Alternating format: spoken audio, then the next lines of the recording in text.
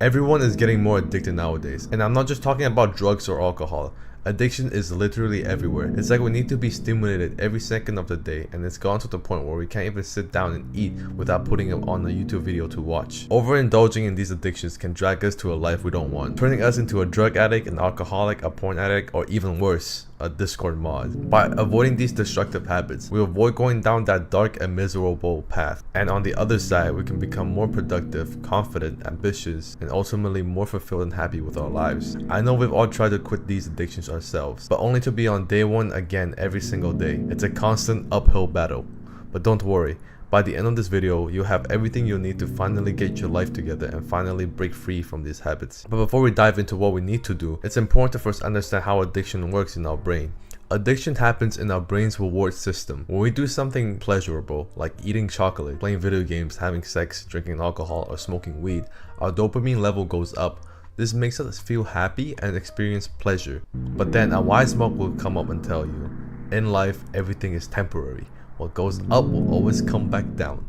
And he's talking about your dopamine. Once our dopamine has reached its peak, it will always come back down. That's just how our brains work. But it doesn't just settle back to normal. Everything's got a cost. And our dopamine level actually goes down below baseline.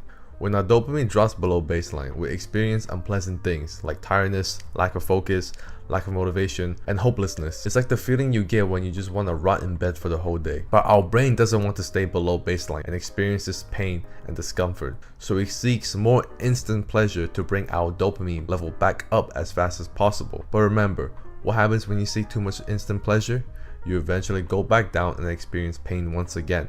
And the cycle continues. It's like an endless roller coaster of going back up and down. The higher and faster our dopamine levels rise to the peak, the deeper and the faster the drop. Addictive behaviors and drugs like cocaine, sex, video games, and porn increase dopamine very fast, and indulging too much of it can make our dopamine levels drop lower and stronger, which can leave us feeling more pain and discomfort afterwards. That's why these things are so destructive. These fast dopamine spikes train our brain to crave immediate pleasure, making it harder over time for us to enjoy activities that offer slower, more lasting rewards. For example, reading usually causes dopamine to rise more slowly compared to rapid spikes from video games.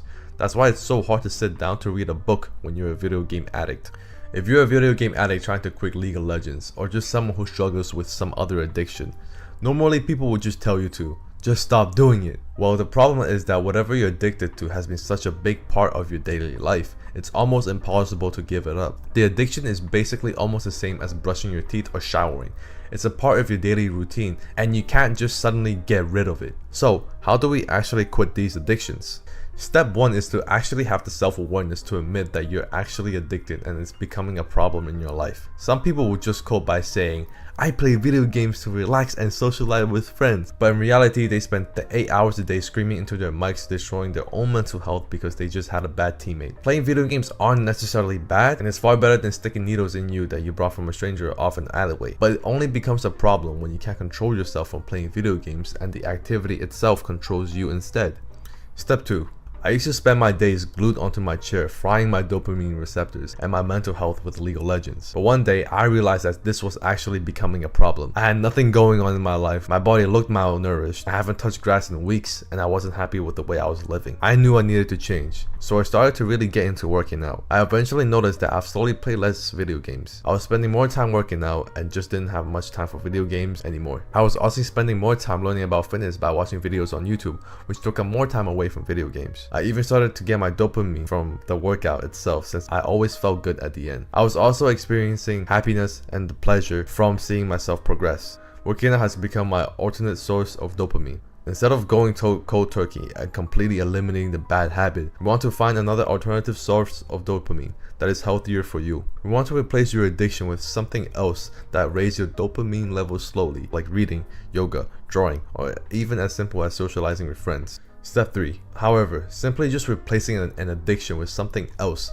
may not be enough. Sometimes your addiction is so strong that reading or going to the gym simply just can't replace it. I remember that I would sometimes still catch myself playing League of Legends while I was still doing good habits like consistently working out and reading books. But I still had time in my day to sneak in a few hours of League. However, it all changed when I started this YouTube channel. I started to set goals for myself and I became obsessed with growing on YouTube. I spent all of my time constantly working and thinking about YouTube, which took up all the time I had, and I eventually had no time to play any video game. And video games wasn't fun for me anymore. So we need to find something to be obsessed over about. Maybe it's a certain goal you want to achieve or a new hobby you want to try. This means that you have to explore and create new interests for yourself. By having an obsession, you'll be constantly thinking about it, and it will take up mental space in your mind throughout your day. So you won't even have the mental space to think about the thing you were addicted to, since all you think about is your obsession.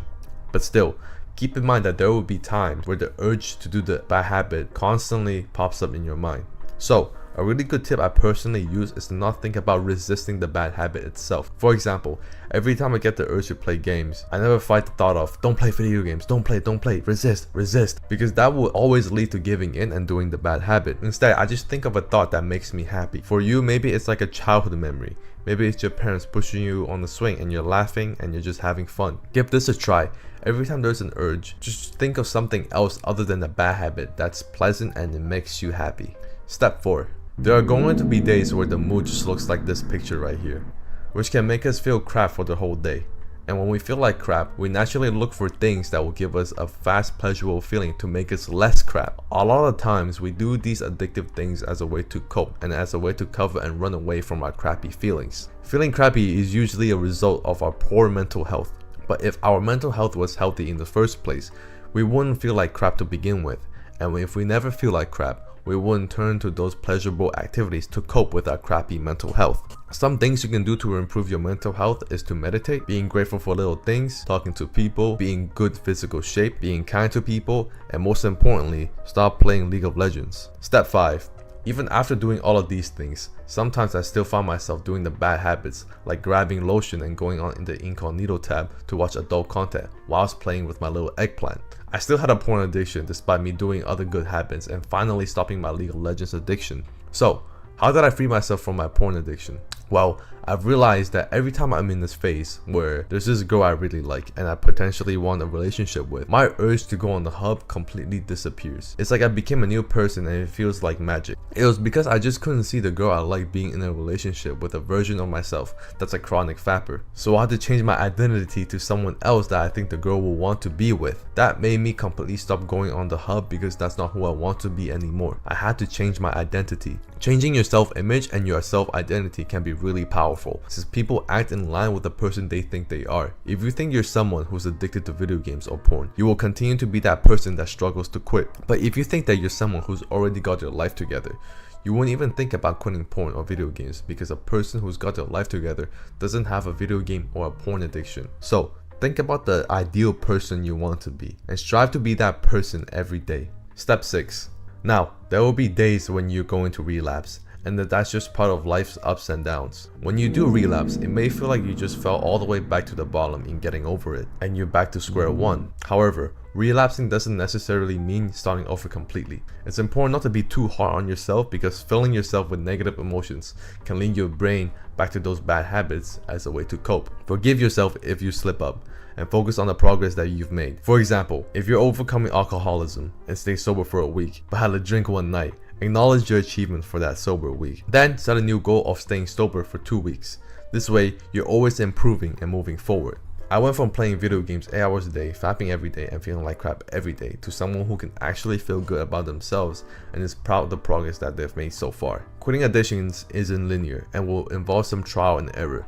Remember, there will be setbacks, but it's only up to you to decide if you really want to improve your life or not. But by following these steps, I'm confident that breaking these habits will become easier, allowing you to live a happier and fulfilling life. I also like to hear some of your strategies with quitting addictions in the comments below. Anyways, I hope you learned something useful. Subscribe if you learned something new.